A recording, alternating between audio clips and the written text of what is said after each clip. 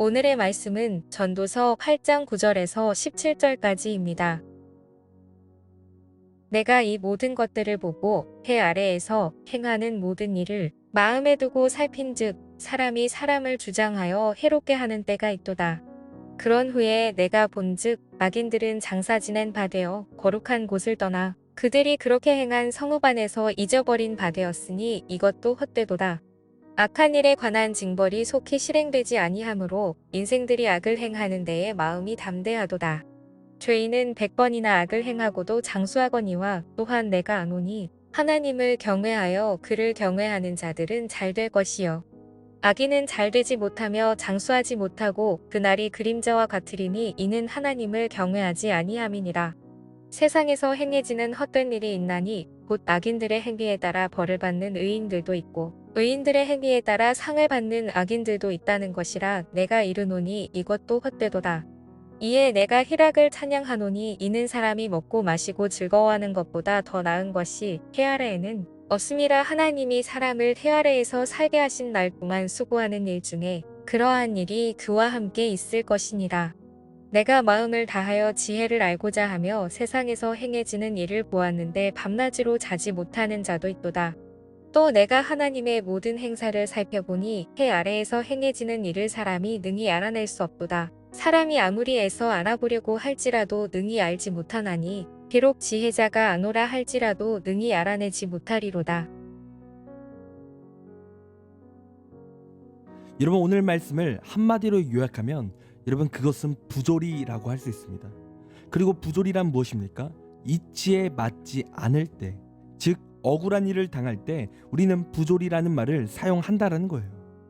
여러분, 그러니까 오늘 본문이 말하는 부조리란 무엇이냐면 억울하다라는 거죠.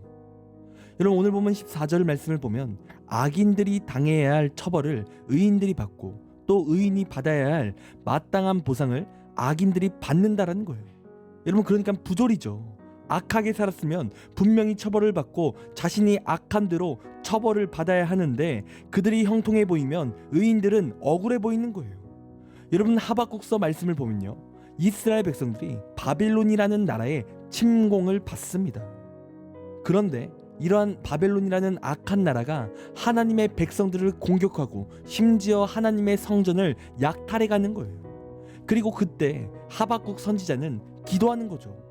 악한 자들이 약속의 땅에 들어와서 패악을 저지르고 있으니 하나님께서 강력하게 역사해서 도와달라는 그러한 기도를 하는 거예요.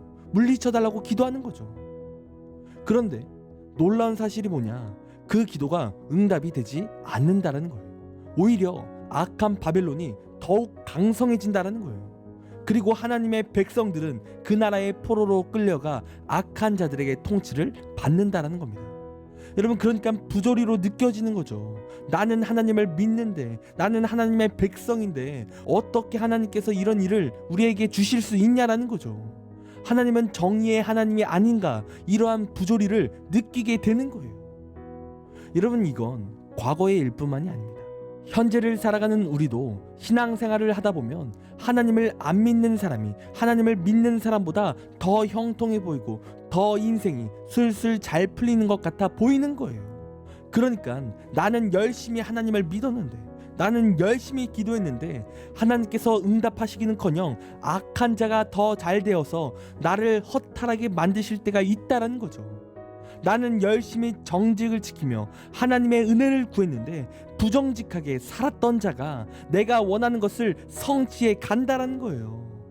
여러분, 그러니까 예를 들어 나는 열심히 기도하며 또 열심히 공부해서 수능을 치루었는데 어떤 친구는 맨날 놀다가 그 수능 때 컨닝을 했다라는 거예요.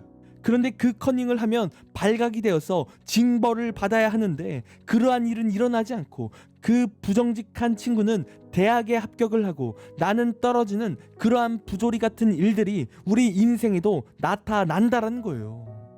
여러분, 그렇다면 왜 하나님께서 우리에게 이러한 부조리 같은 일들을 왜 주실까요?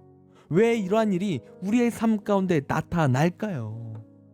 우리는 분명히 하나님을 믿고 하나님을 위해 열심히 살아갔는데 우리는 왜 실패하는 것처럼 보이냐라는 거죠. 왜 악인들은 승승장구해 보이는 때가 있냐라는 거죠. 여러분, 그 이유는 두 가지가 있습니다. 여러분, 첫 번째로 하나님께서 주시는 복의 개념은 이 땅의 복이 아니기 때문에 그래요. 하나님께서 이 땅의 복도 주시긴 하지만 여러분, 진정한 복은 구원이에요. 그러니까 솔로몬이 계속 말씀을 통해서 전하는 게 뭐예요? 이 세상은 헛되다라는 거예요. 아무리 이 세상 가운데 승승장구하고 많은 것을 얻는다 할지라도 하나님 없는 인생은 결국은 헛되다라는 거예요. 한마디로 구원받지 못하는 거죠. 그래서 그들이 많은 것을 얻었다 할지라도 그들의 인생은 실패한 인생이라는 겁니다. 그러나 하나님을 믿는 인생은 실패하는 것처럼 보이나 실패가 아니라는 거예요. 왜요? 하나님이 함께 하시는 인생이기 때문에 반드시 우리는 승리케 되고 또한 구원의 은혜가 임하게 된다라는 거죠. 그러니까 지금 나는 실패하는 것처럼 보이나 그 실패에도 하나님의 섭리가 숨겨져 있어서 반드시 하나님의 때에 우리가 그 은혜를 통해 다시 한번 역전의 은혜가 발휘된다라는 거죠. 여러분, 하나님을 믿는 백성들은 실패가 아니라 반드시 하나님의 섭리 가운데 성공하는 인생이 된다라는 겁니다. 여러분, 그리고 두 번째로 하나님께서 깨닫게 하시는 뜻이 있기 때문에 그래요. 여러분, 이스라엘 백성들도 바벨론이란 나라에 침공을 당할 때 억울하죠. 악인들이 승리했으니까 답답했을 거예요. 여러분, 그러나 왜 하나님께서 이 바벨론에게 왜 이스라엘 백성들을 넘겨주셨을까요? 여러분, 사실 이스라엘 백성들이 죄인이었기 때문에 그래요. 그러니까 그들은 하나님 앞에 우상 숭배하고 하나님을 멸시하는 그러한 악한 죄를 그들이 지었기 때문에 그래요. 그래서 하나님께서 그들의 죄를 깨닫게 하시기 위해 그러한 악인들의 승리케 하시는 부조리를 보여주신 거죠. 여러분, 다윗 왕도 그랬습니다. 여러분, 다윗이 왕이 되기 전에 사울 왕에게 쫓겨다니며 살았어요. 그런데 문제는 뭡니까? 그때 이미 하나님께서는 이 사울 왕을 버리셨다라는 거예요.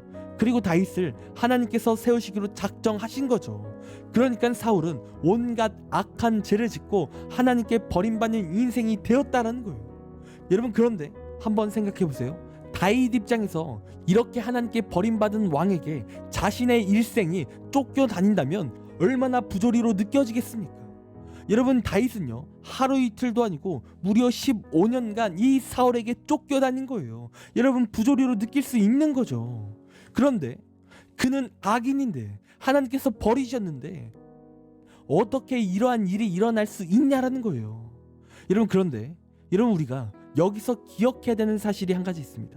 그 사실은 무엇이냐면 사람이 여기서 부조리라고 느낄 때 그 부조리라고 느끼는 근본적인 원인이 있는데 그 원인은 무엇이냐면 나는 의인이고 사울은 악인이라고 생각해야만 절대적으로 부조리로 느껴질 수 있다는 거예요. 그러니까 나는 선한 사람이고 저 사람은 악한 사람이라고 생각해야만 부조리라고 느낄 수 있다는 거예요. 여러분, 그런데 사실 이 생각 자체가 굉장히 위험한 생각이라는 거예요. 그러니까 우리가 인생을 살아갈 때 내가 부조리를 발견할 때 그 근본적인 원인은 뭐냐면 나는 문제가 없다라는 거예요. 나는 선하고 나는 열심히 했다라는 고백인 거죠. 그러니까 이러한 고백은 사실 교만의 죄인 거예요. 왜요? 우리는 근본적으로 우리 스스로 의인이 될 수 없고 내 노력도 필요가 없기 때문에 그래요. 여러분, 다윗만 봐도요, 그 부조리와 같은 상황 속에서 부조리라고 느끼지 않았던 근본적인 이유가 무엇이냐면 여러분, 이 다윗은요, 시간이 흐르고 사울이 죽고 다윗이 왕이 되었어요. 그리고 왕이 되자 그가 보여줬던 모습이 있었습니다. 그러니까 사울이 죽고 다윗이 어떠한 모습을 보여줬습니까? 죄를 짓는 거예요. 그리고 어떠한 죄를 지었어요?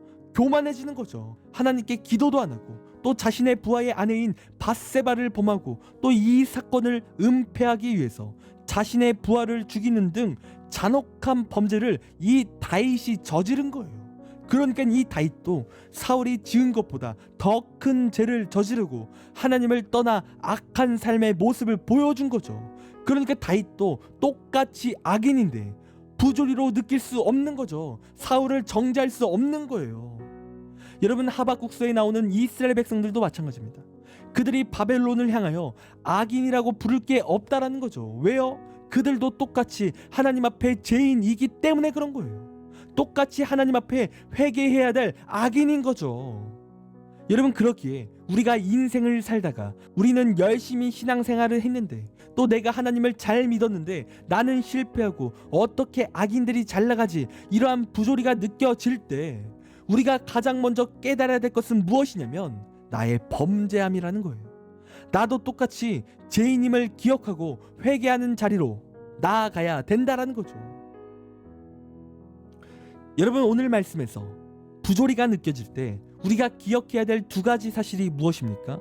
여러분, 첫 번째로 하나님께서는 이 땅의 복이 아닌 진정한 복을 주시는 분이기에 이 땅에서의 잠시 실패가 다가 아니라는 거예요. 우리는 반드시 하나님의 구원과 복이 넘치는 인생이 되기에 잠시 잠깐의 고난이 있지만 마침내 승리하게 된다라는 거죠.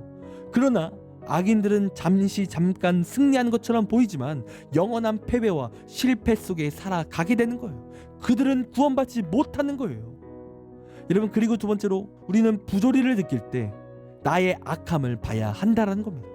나도 하나님 앞에 어떠한 죄를 지었는지, 내 악함은 무엇인지 살펴보는 거예요. 그리고 하나님 앞에 진정한 회개를 통해 다시 한번 나아가는 거죠.